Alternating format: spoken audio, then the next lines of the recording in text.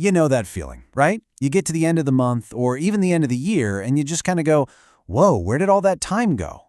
It really feels like the world is just spinning faster and faster, and we're all just barely hanging on. Well, we're going to dig into why that feeling is so incredibly common and what's really behind it. Just for a second, think back to when you were a kid. Remember summer vacation? It felt like a whole lifetime, didn't it? Just this endless stretch of sunshine and possibilities. A single school year felt like an actual era. And the wait between your birthday and Christmas? Oh man, that was an eternity. And now, you blink, and suddenly it's Friday again. You blink one more time, and boom, it's a whole new month. The seasons just kind of blur together. It's this universal feeling, this sense that time is just slipping through our fingers at this impossible speed. So what gives? Did time itself actually, change? Well, here's the twist. The answer has way less to do with the physics of time and a whole lot more to do with something much closer to home, the actual rhythm of our daily lives. Let's get into how the very structure of modern life creates this powerful illusion. Here it is, the big idea. The feeling that time is accelerating is really just a symptom. It's a symptom of a life that has kind of fallen into a deep routine. It's not about the clock on the wall. It's about the lack of new, distinct experiences that make today feel different from yesterday. I mean, does this look a little too familiar? For so many of us, our days have this hypnotic, almost identical pattern. We wake up, we grab the phone, we go to work, we come home, maybe we watch something, and then we do it all over again. This loop, this is the key. This modern rhythm is what we need to unpack.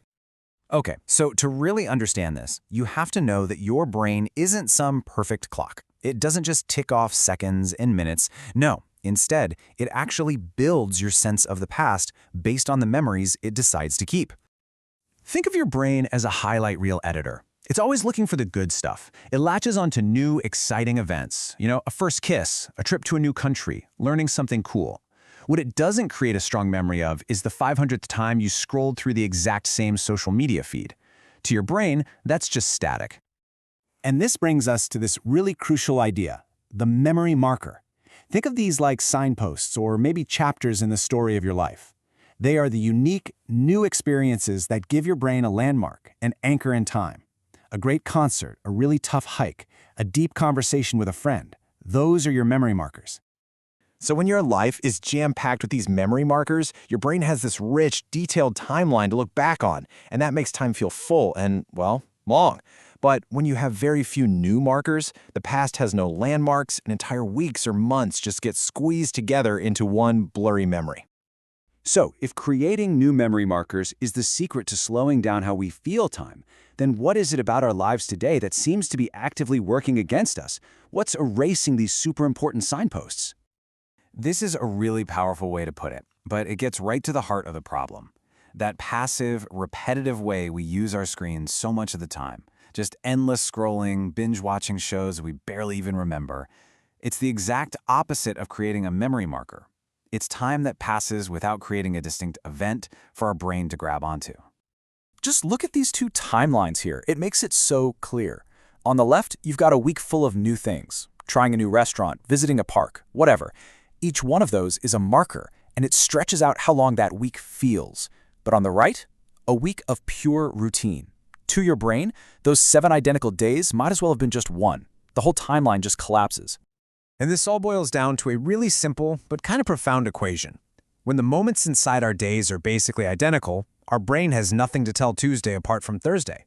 They all just blend together in our memory, and the whole chunk of time feels like it just vanished. So let's bring this all together. When we do, we end up at a really powerful and honestly really empowering conclusion. The problem isn't some cosmic force that's totally out of our hands. The solution is actually within our control. This is the big mental flip we have to make. We spend all this time thinking that the world is accelerating around us, that we're just victims of this faster pace of life. But that is not the whole picture. Time isn't speeding up. Your life is just becoming so routine, so predictable, that your brain has basically stopped taking detailed notes. We're living on autopilot, and our memory is just reflecting that back to us by squishing the past into nothing. So, this leaves us with one last big question. If you want to slow down time, you don't need some sci-fi time machine. You just need to break the loop. And it doesn't have to be some massive, life-changing trip. It can be as simple as taking a different route home from work, trying a new recipe for dinner, or calling up an old friend. The power to stretch time, to make it feel rich and full again, it's not out there somewhere. It's in the small choices you make. So what new memory will you create today?